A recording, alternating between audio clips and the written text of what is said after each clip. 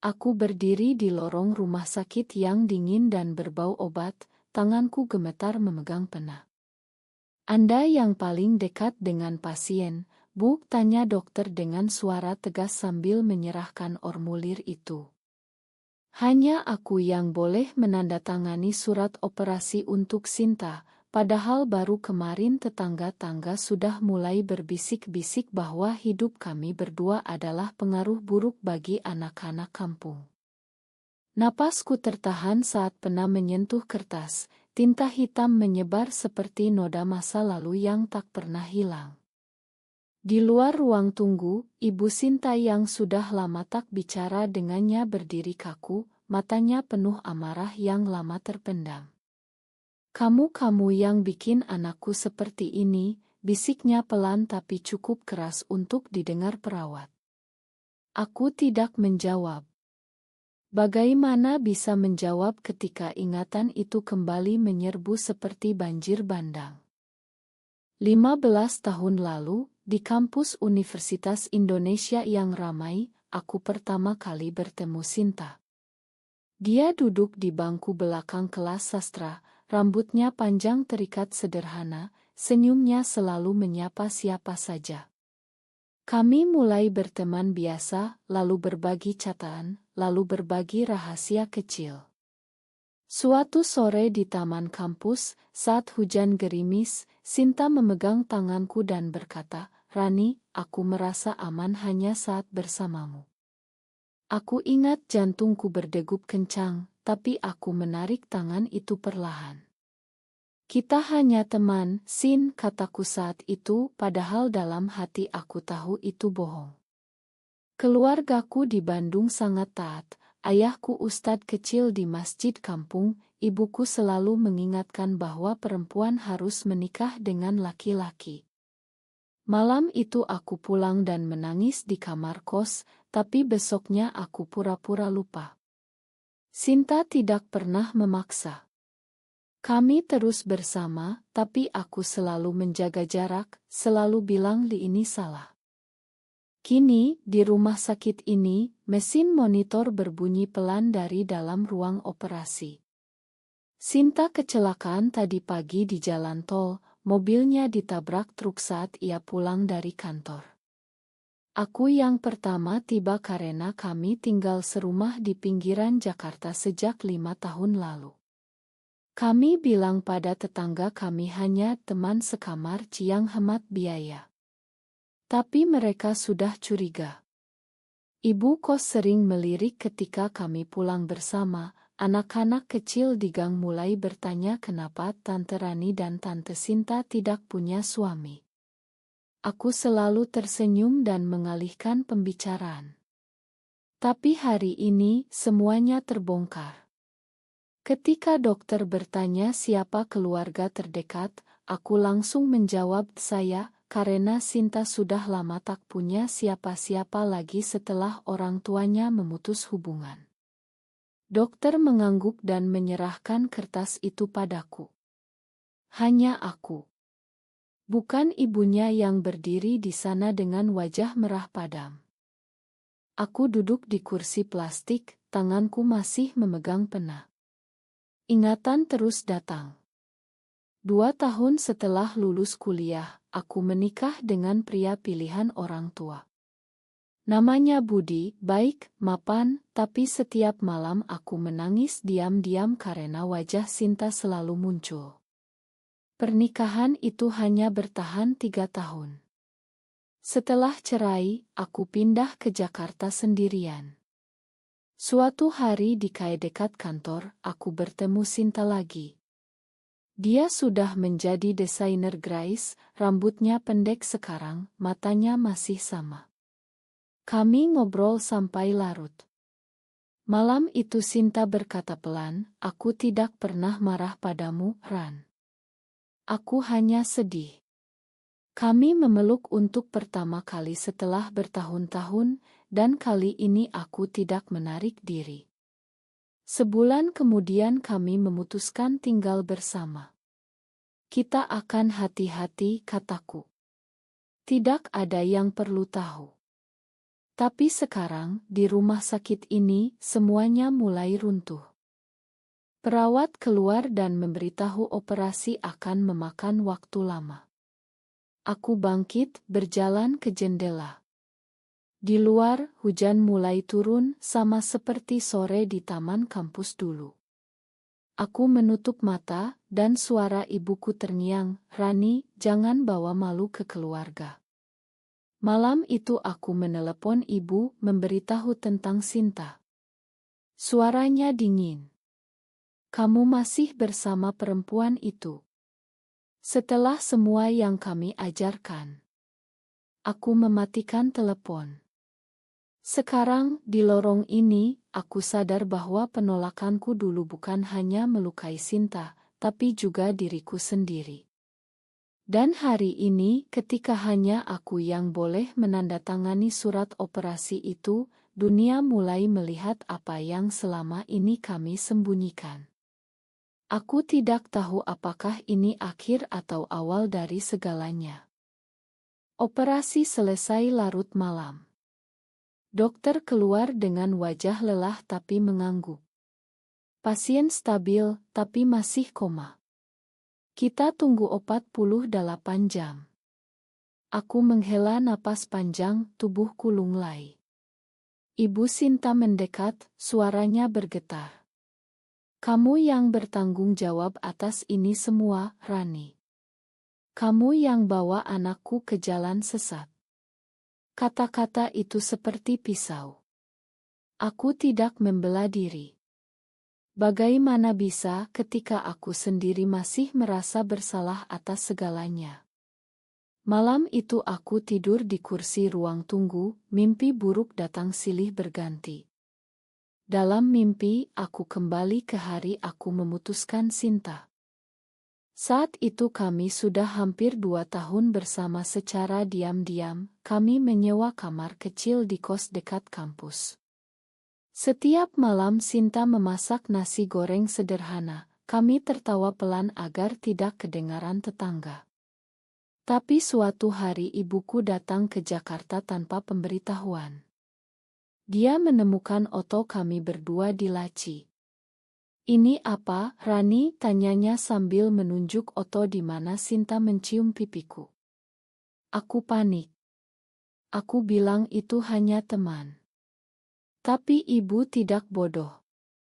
Malam itu ia menelepon ayahku dan besoknya seluruh keluarga besar tahu.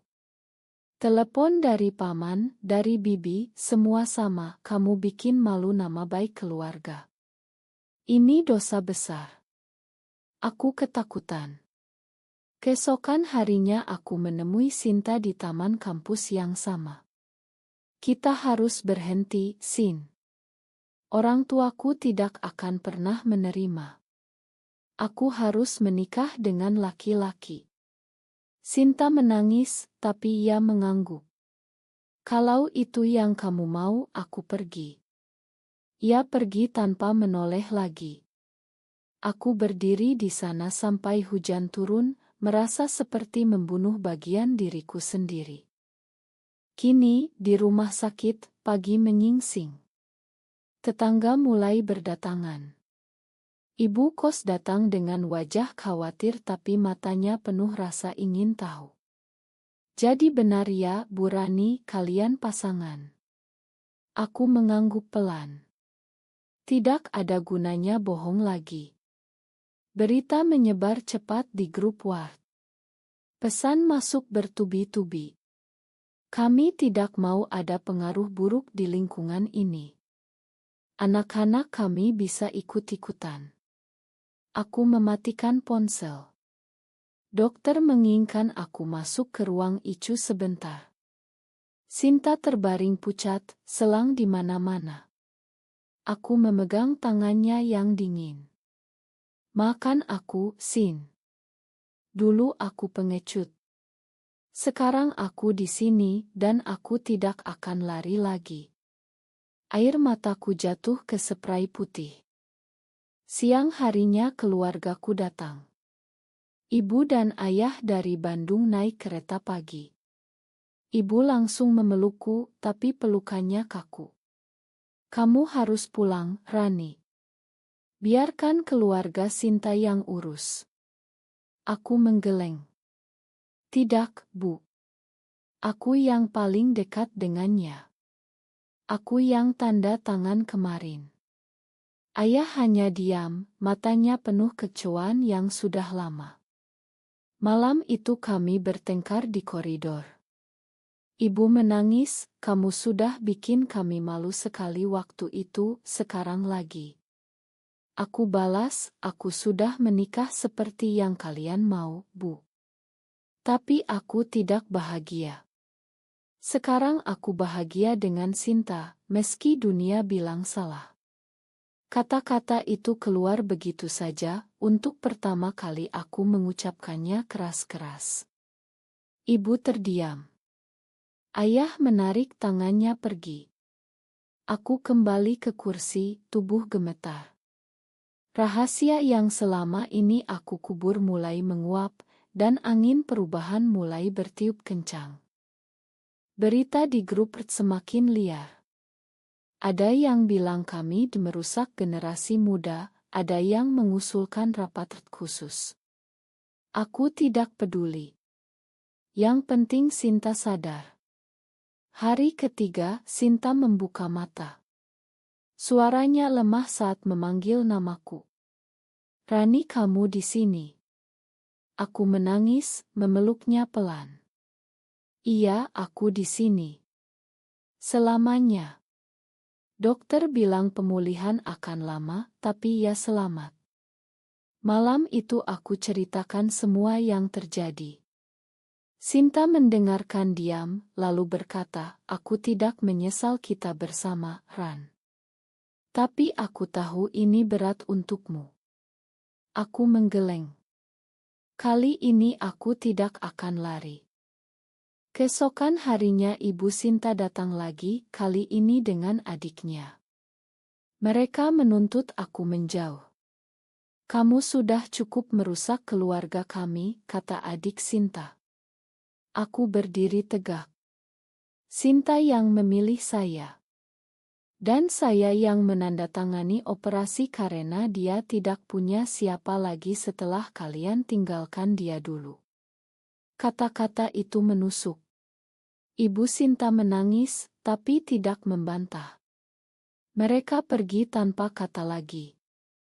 Aku kembali ke kamar, memegang tangan Sinta yang masih lemah. Kami bicara tentang masa lalu lagi. Sinta cerita bagaimana setelah aku tinggalkan dia, ia pindah ke Surabaya, mencoba melupakan, tapi tidak pernah bisa. Aku selalu menunggu kamu kembali, katanya pelan. Aku merasa seperti ditusuk ribuan jarum. Di rumah, tetangga mulai menghindar. Anak kos kecil yang biasa main dengan kami sekarang dilarang ibunya. Aku pulang sebentar untuk ambil baju, dan ibu kos bilang, mungkin lebih baik kalian pindah, Bu. Biar tidak ada gosip. Aku tersenyum pahit. Kami tidak mengganggu siapa-siapa. Tapi dalam hati aku tahu, ini baru awal. Malam itu aku menulis surat panjang untuk orang tuaku. Aku ceritakan semua, dari awal sampai sekarang. Aku mencintai Sinta, Bu, Ayah. Ini bukan pengaruh buruk. Ini aku yang sebenarnya. Aku kirim lewat pos, karena takut ditelepon. Sinta semakin kuat. Kami mulai bicara tentang masa depan. Kalau aku sembuh, kita pindah ke kota kecil saja, Ran. Tempat yang lebih tenang. Aku setuju. Tapi sebelum itu, konfrontasi besar datang. Ayahku datang sendiri ke rumah sakit.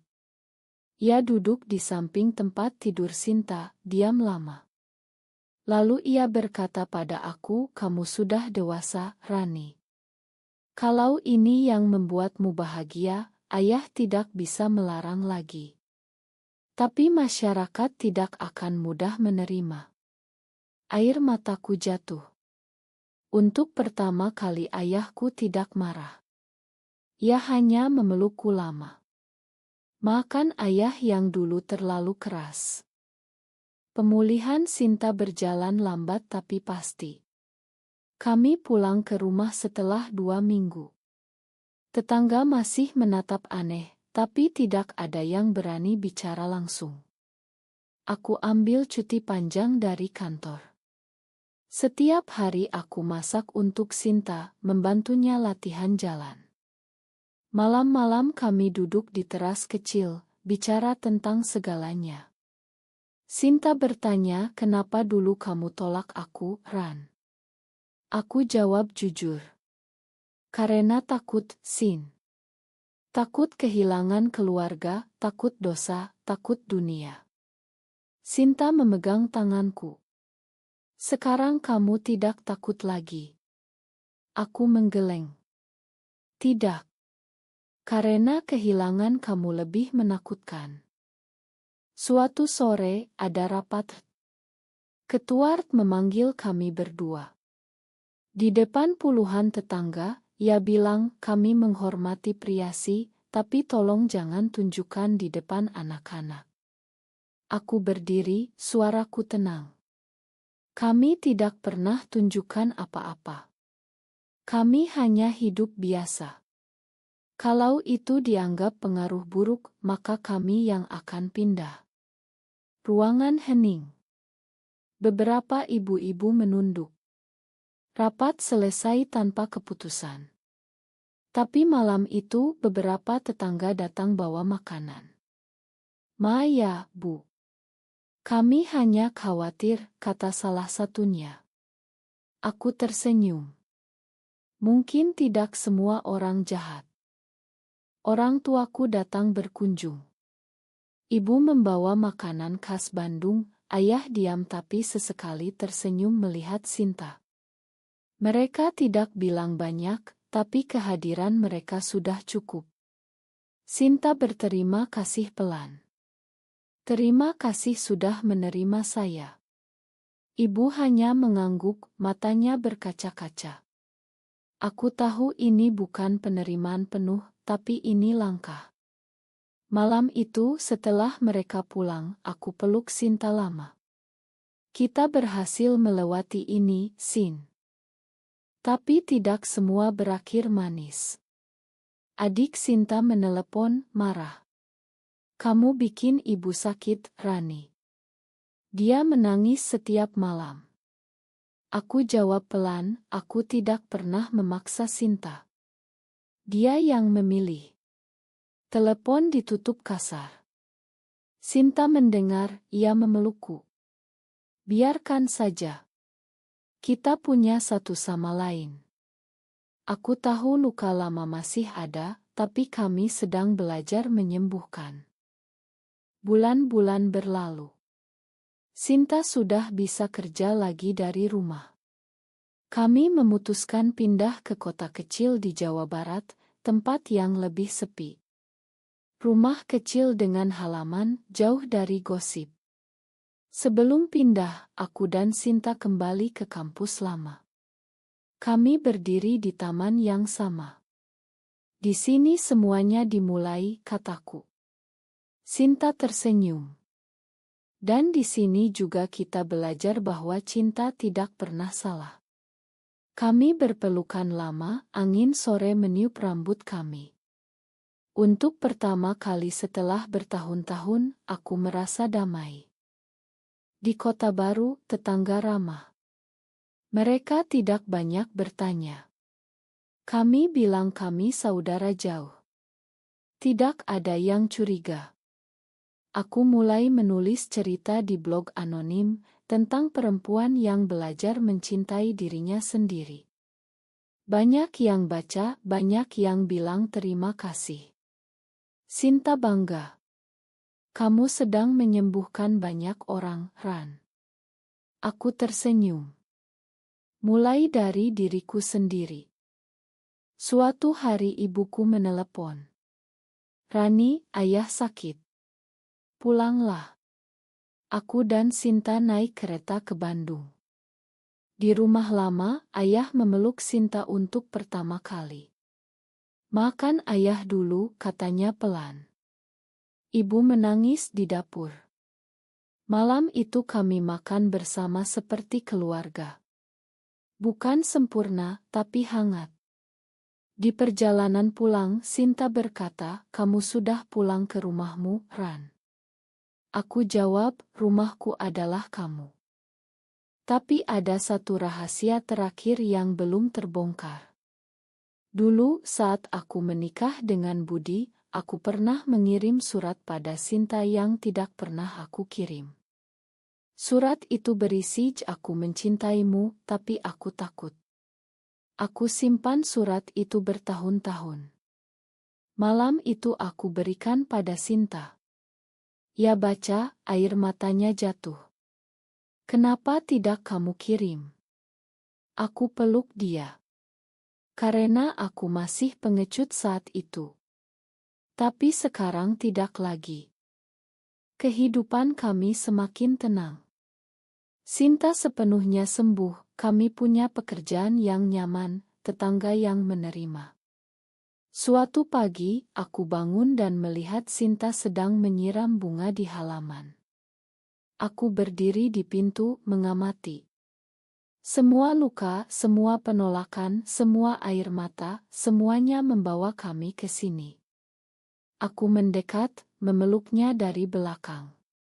"Terima kasih sudah menunggu aku," bisikku. Sinta berbalik, mencium keningku. "Terima kasih sudah kembali."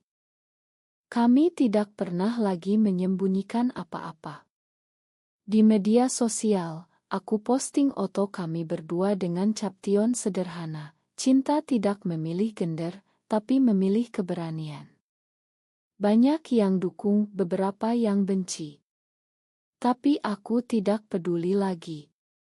Keluargaku pelan-pelan belajar menerima. Ibu bahkan pernah bertanya, "Kapan kalian mau ke Bandung lagi?" Itu sudah cukup. Aku sering duduk di teras, memandang langit sore. Rahasia masa lalu yang dulu mengikatku kini sudah lepas. Aku tidak lagi merasa bersalah. Aku hanya merasa bersyukur. Karena pada akhirnya, cinta yang benar selalu menemukan jalannya, meski harus melewati badai paling dahsyat. Apakah penolakan saya di masa lalu adalah keputusan yang benar, atau justru kesalahan terbesar yang harus saya tebus seumur hidup?